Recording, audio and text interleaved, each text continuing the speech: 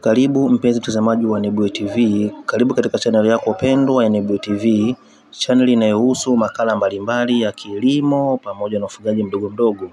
Kwa siku ya leo tumeweza kumtembelea mkulima wetu ambaye anajishughulisha na kilimo cha nyanya, ukiwa ni mwendelezo wa video mbalimbali ambazo zinahusu kilimo cha nyanya. Kwa hiyo kwa siku ya leo mkulima wetu ameweza kutuandalia mada umuhimu wa kuweza kutengeneza matuta mazuri ili kusudi kuweza kutunza maji kwenye kilimo hiki cha nyanya. Kwa hiyo naomba uweze kusubscribe, uweze kulike pamoja na kushare na kucomment, na pia uweze kutufuatilia katika makala zetu mbalimbali ambazo zinahusiana na kilimo cha nyanya, matembele pamoja na ufugaji wa bata. Bila kupoteza muda, nimkaribisha mkulima aweze kutuelezea hatua kwa hatua na faida gani ambayo anaipata kupitia ulimaji wa nyanya na kupitia utunzaji wa maji ili maji yasiweze kupotea katika kilimo chake cha nyanya. Karibu sana mkulima. Hata uwezekano wa kuweza kumwagilia na kutunza maji kwa muda mrefu, kuangalia jinsi ambavyo hapo maji umemwagilia dakika 5 zilizopita, kuangalia maji mpaka sasa hivi bado yametuama. Kwa hiyo huu mfumo unakuwa upo uwezekano wa kupoteza maji mkubwa, kwa sababu utengenezaji wa tuta jembamba na kuwa na shimo dogo ambalo linachimbwa karibu na mche, yani hiyo itapelekea hata utunzaji wake wa maji usiwe mkubwa sana.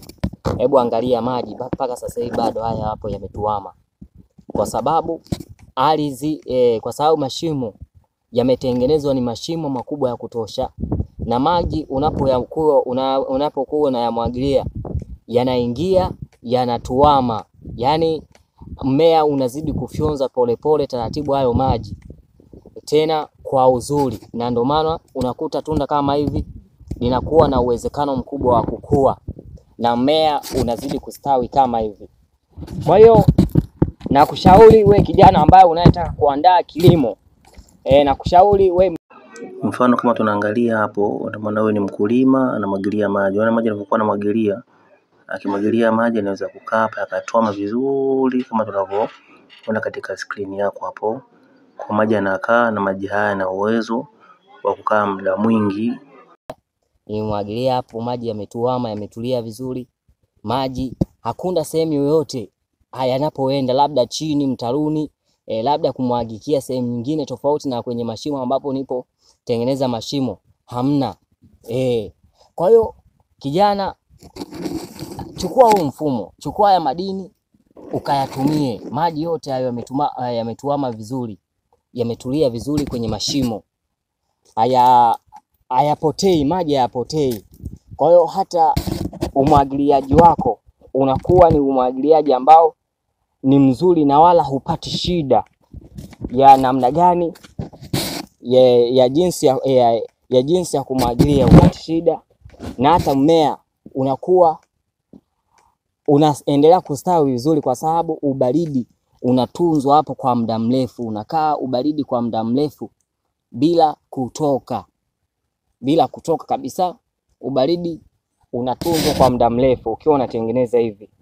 Lakini mfumo ambao wengi wamezoea kulima ni mfumo ambao usiokuwa sahihi sana, ni mfumo ambao usiokuwa na ubora sana, na ndio maana unaweza kujikuta